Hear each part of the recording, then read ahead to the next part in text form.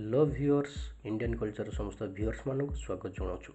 आज आम बुली जा लोकप्रिय जो महादेव मंदिर चंदनेश्वर ठार जो उपस्थित थिबा सेही जो चंदनेश्वर महादेव मंदिर विषय किसी जानिबा एवं सेठिकार वातावरण परिवेश एवं सेठिकार जो जीवार फैसिलिटीज कौन रही है खाइबा एवं बुलिबार कौन कौन सुविधा एवं असुविधा रही से विषय आम किसी जानिबा।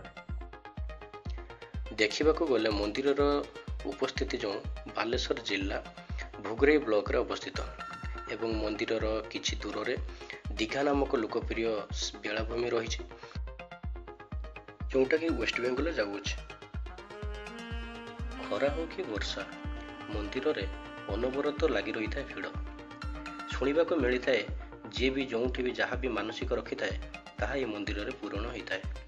वर्ष वर्ष धरी लोक मैंने आध्या पड़ी था एवं मंदिर अनुभूति ही किसी अलग बहुत लोकंर मानसिक पूरण हो जाए। हाँ मंदिर भितर को एठी वेस्ट बेंगल बॉर्डर पाखरे होइथिबारु समस्त बंगाली परिदर्शक मध्य एठाकु बुलिबा पई आस्थांती। जदि आप वेस्ट बेंगल दे जाउचंती ताहले यह दीघा ठारू 6 ରୁ 8 किलोमीटर दूर रे पड़िबो। मंदिर को जीवा पई हेले आपण बस बाइक टैक्सी एवं आउ किछि आपण सहारा नहीं जाई परिबे। मंदिर साइड रे पार्किंग सुविधा मध्य रही एवं मंदिर आगरे गोड़ धोइबार व्यवस्था मध्य रही।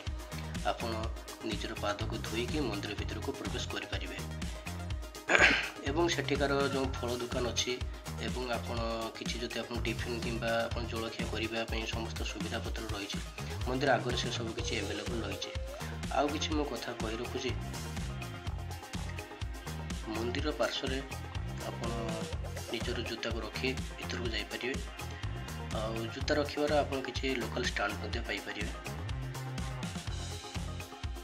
आउ हाँ मंदिर भीतर को ये जो महिषी महिला जन प्रवेश करछंती जो कस्ट्यूम को आप फॉलो कर देखिपारे कौन एमती कस्ट्यूम रे मंदिर भीतर को प्रवेश करने उचित कि नहीं आप कमेंट माध्यम निहाती जणाइबे। मंदिर भीतर दृश्य किसी पर्सनल कारणवश आपको देखी पार ना किंतु हाँ नेक्स्ट वीडियो में सबकि देखापी निहाती चेष्टा करी। चंदनेश्वर महादेव मंदिर को छाड़देले पाखरे दीघा नामक सी बीच जोटा कि बहुत लोकप्रिय एवं भूसुंडेश्वर महादेव जोटा कि आमर सबुठु लार्जेस्ट शिवलिंग भाव में परिचित एवं तालसारी एवं विचित्रपुर यही सब लोकप्रिय जगह आप देखापी पाइपर। धन्यवाद।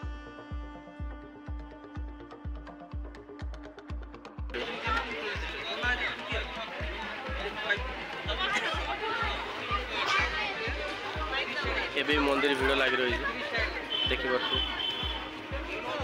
आम ये सारिकी पुणी खरा मान वर्षा होता पुणी खरा है खरा वर्षा लगी रही है।